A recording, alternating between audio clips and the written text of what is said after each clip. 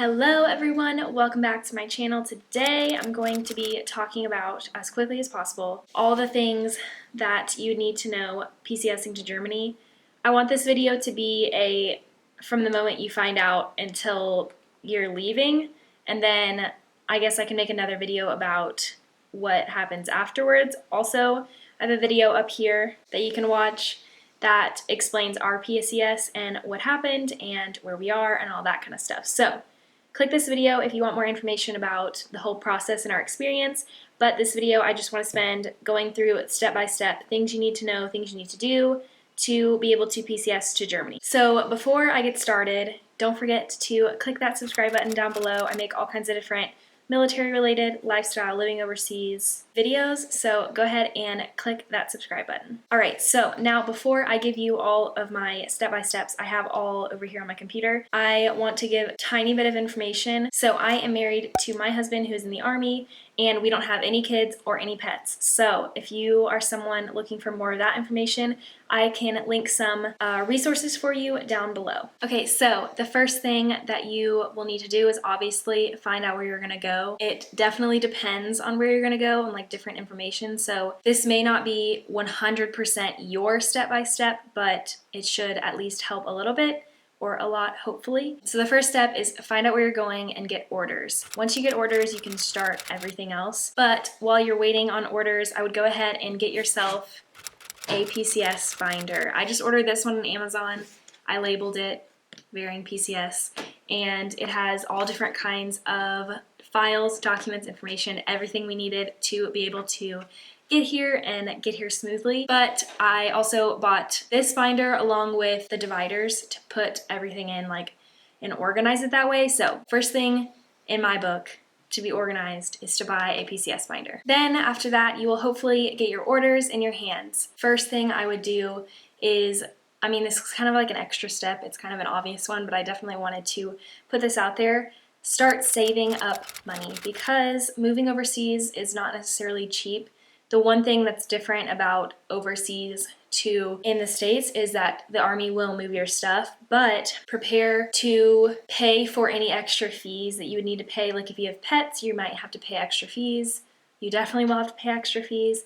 Think about hotels, food, all that kind of stuff that the Army will pay you back for later, but you need to think about how much you would like to save up to be able to PCS. So the first thing, I guess the first real thing I would say to start doing after you've done all these other things is to get command sponsorship. So in order to do that, there's a whole bunch of different paperwork you have to go through. You have to fill out a couple different documents. As of right now, EFMP documents are a little bit different than they would be if you weren't doing this during COVID. So if you're not having to deal with COVID-19 like we had, then this may be a tiny bit different for you, but you have to fill out a couple documents, and I'll insert both here and here what the two documents are, so you definitely know what exactly you need. So then you're going to we had to call or go into your primary care provider, and you're going to get a physical just to make sure everything's good to go and that they can communicate with the EFMP screening people to let them know that you're okay, all that kind of stuff. So once you've done your physical and you have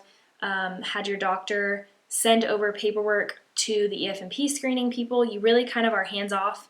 The EFMP woman at Fort Carson called me, and we just kind of talked through some of the paperwork before she sent it to Germany, and then it would send back to her, and then she would send it to an office to get the amended orders. So it's a long process, but it may be quick for you depending on when you find out you're moving. I would just go ahead and get that started now, because if your spouse does not have you on your orders or your kids on your orders or whatever, you can't go. So that's definitely the first thing that I would get started on, is your EFMP paperwork. Also, I just wanted to note, if any of this is confusing and I'm using too many acronyms, feel free to ask any questions. You can DM me on Instagram, you can comment down below, whatever you need to do. I'm totally willing to help and answer questions. So as soon as you have received your amended orders, I would go ahead and go to the passport office. The passport office will issue you a no-fee passport. So go ahead and get your no-fee passport put in the system, and then hopefully you get that before you leave. But for me, I didn't get it before I left, and they are sending it to the office here. So I'll be able to get it there. All right, so my next thing would be to start researching. Start researching housing where you're going, because some places you cannot live off post.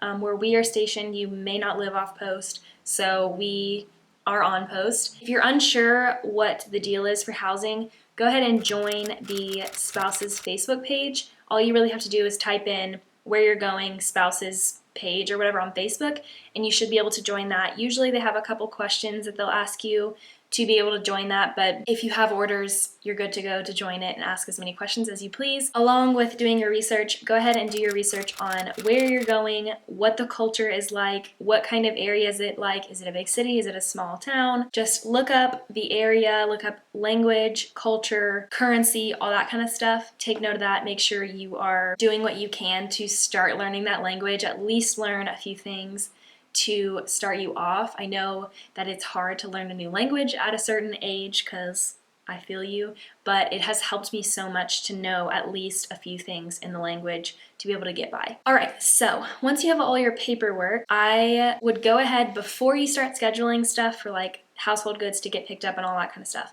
As soon as you find out you're moving and you have orders, you have amended orders, everything's good to go, start decluttering, selling things. Again, when you look into housing, you'll kind of see what options you have.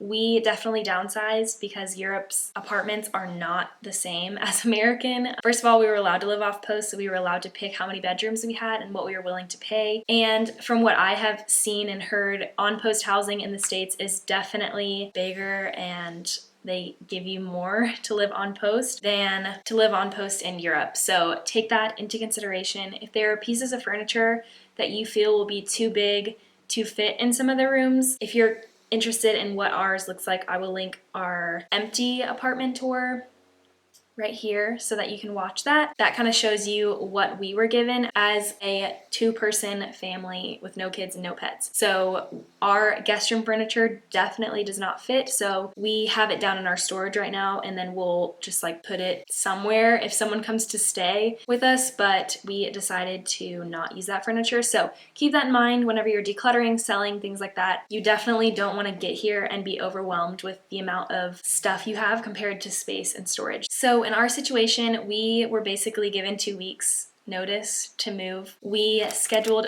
PCS leave right around the same time as we were scheduling our household goods. Again, if you have a lot more time, we were only given 9 days for PCS leave. If you have a lot more time and a lot more opportunity, some of these things can be scheduled in different orders, but for us, we scheduled PCS leave first so that we could schedule our household goods being picked up before we left, obviously. So schedule your PCS leave if possible first. That's what we did. I'm not sure if that's like the right way to do it, but that's what we did. And then, or at least think about, have an idea before you schedule it, and then have your household goods picked up before that. In my opinion, have your household goods picked up 2 weeks at least before you leave. I would definitely recommend picking the household goods up from your place that you're moving from as soon as possible so that whenever you get here, it gets here faster, along with your household goods. So that process is a whole nother video. I can definitely make it if you're interested. But as soon as you schedule your household goods, also think about what you want to go, what you don't want to go. Take pictures, take inventory, keep in mind everything, the condition that everything is in, write it down, take pictures. Like I said, make sure that you know what the condition your furniture and all your other items is in, because once you get it, you're gonna be able to look through everything and submit a claim that will explain and tell the Army what got broken, what got scratched, what got dented. We had a hole in the back of our dresser, so you never know. All right, next up is your personal vehicle shipment. You're gonna send that. They only allow, at least for us, and for as far as I know, they only allow one car to be shipped on the Army's dime. So you are either gonna have to sell another car or ship the other car yourself, depending on you. That is all up to you. Think about that, decide that on your own, whether you think it's worth it to send both your cars or just one. We just sent one and we bought Jake's car here. With that, you're gonna schedule your POV shipment. We, again, had very little time to do everything, so we scheduled our shipment on our PCS leave. Like, we drove it from Colorado to Dallas, where we shipped it, and then we took a flight from Dallas to Baltimore to like Ramstein. So we scheduled that for the day that we left, just because we knew that we weren't gonna be able to like get around anywhere. So we just scheduled that for the morning and then left in the afternoon. Again, that is something, a whole nother process that I can put more info in the description or do another whole video about how to do that. It'll be a quick one kind of, but if you have any questions about that, please let me know. So during this whole process of you finding out you're going, getting orders, all that kind of stuff, your spouse, your service member should receive some form of communication with a sponsor where y'all are going, and that should be on the sponsor. So we were contacted and they helped us with all of our housing and getting here and questions and anything like that. So they're very helpful. If you don't have that early on, ask your service member to ask their leadership or figure out how to do that. I'm not really sure because that obviously wasn't through me, but definitely rely on your sponsor. Ask any questions you have, but also keep in mind they are in a different time zone than you if you're in the States and they're in Europe or Germany. If you are again doing this during COVID time, which hopefully is not for much longer, your sponsor should be able to help you with housing and quarantine and things like that. But if you are not doing this during COVID and you don't have to quarantine, go ahead and get in contact with your housing office. Some places may let you apply for housing before you get there, but as far as I know, we weren't allowed to apply for housing before we got here. Our sponsor got it for us because we had to quarantine. So if not, you have to schedule lodging wherever you're at. So make sure you look into that, know your housing options, know what you're going to be able to come to, like stay at right when you get here. If it's lodging, schedule that. Make sure you are in contact with your sponsor because they should be helping you set that up as well. And if not, get in touch with housing, understand whether or not you can apply there or you have to apply early or whatever the case may be. So if you have pets, obviously I don't know much about this, but from what I've heard, it is a pretty complicated process to get your pets on the flights and things like that. So do that as early as possible, get their checkups, get their records, all that kind of stuff taken care of as soon as you find out so that you have that and are ready to present that if it's needed. And I've also heard it's been pretty difficult for people to get pet slots on flights. So if you need more information about that, Google it. I don't know anything about that, but if you have any questions and you have specifics, I can try and ask around and get those answers for you. So just let me know down in the comments. All right, so whenever you get closer to actually leaving, if you've done all of these things that I've told you before, you are going to need to inform like all kinds of people, which is with every single PCS, but with this one, it's a little bit different because you're moving overseas, and so there may be issues with certain banks or insurance or things like that that they may not cover over here, yada yada. So inform your banks, your insurance, the post office of where you're moving. Obviously let the housing office know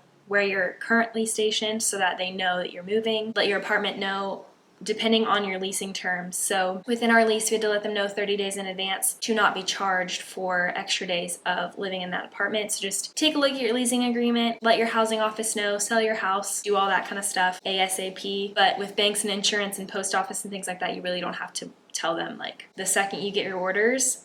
Just look at your agreements and your contracts and things like that. You will also need to update your TRICARE online. At least for us, there was like a little sit down kind of conference with TRICARE here whenever we got here, and they kind of set us up with everything that we needed to know and put us in the system as in where we are and all that stuff. So let TRICARE know. I just changed my location on TRICARE online, and then whenever we got here, they updated all of our information. Lastly, update all of your subscriptions. Look into your mail. Obviously, if you have mail holds or mail forwarding, that works too, but just look into a bunch of different accounts that you have online that may send you mail or may send you subscriptions every month, things like that. Just make sure that you're changing that or putting a hold to that so that your stuff is not getting stuck in the States when you're in Germany or in Europe. All right, so about, I would say, closer to like a week, maybe 2 weeks, depending on how organized you are, start making a list for packing things you're going to take on the actual plane with you or checked bags. I have a list of things that I made, so I'm just going to read them out to you to have some ideas. We brought linen, so sheets, pillow cases, comforter, towels, that kind of stuff, washcloths, curtains if you are concerned about it. For us, we definitely needed curtains, so we had our sponsor go out and buy them for us, but we didn't have any curtain clips or like anything like that. And it's depending on where you are, ask about the curtain situation, see what kind of windows and how many windows are in your place if you can online in the Facebook group. Some people usually post pictures and stuff. Look into that. That's something not everybody would need, but we definitely needed. Lysol wipes. I went and bought just like a big container of them before we left, put them in my suitcase and my checked bag so that whenever we got here I could like wipe down stuff. Our important documents, pretty much everything was in here, but I also have a whole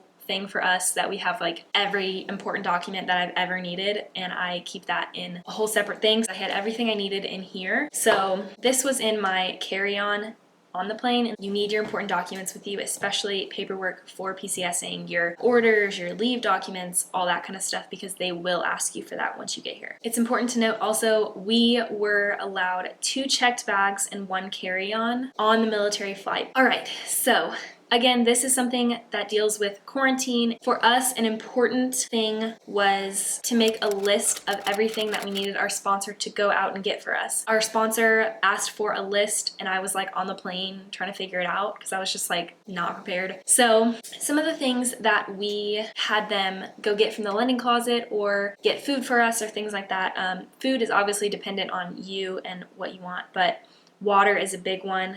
If you don't use plastic water bottles or you don't bring a water with you and you don't feel comfortable drinking from the sink, ask them to get you a filter. So something that we had from the lending closet was a microwave. We actually had our sponsor go out and buy us a TV, which like most people wouldn't do, but we got rid of a TV whenever we left so that Jake could buy a new TV whenever he got here, and it was like super cheap at the PX. A toilet brush and toilet cleaner, but just cleaning supplies in general, whatever you feel like you need to kind of like make this place not feel so government furniture-y. Then we had them buy a couple fans for us. So if you are coming to Germany specifically, I know that there is no AC where we are at all. So we bought a couple fans because we came in July and so it was fairly warm. Fans are important. That's another thing. If you are packing stuff or trying to buy stuff to move here, I would definitely recommend buying a couple fans in the States so that whenever you get here and all your stuff gets here, you have plenty of fans. Curtains if you don't have them, and silverware, plates, cups, things to eat on. If you, again, don't want to use paper, have them buy a couple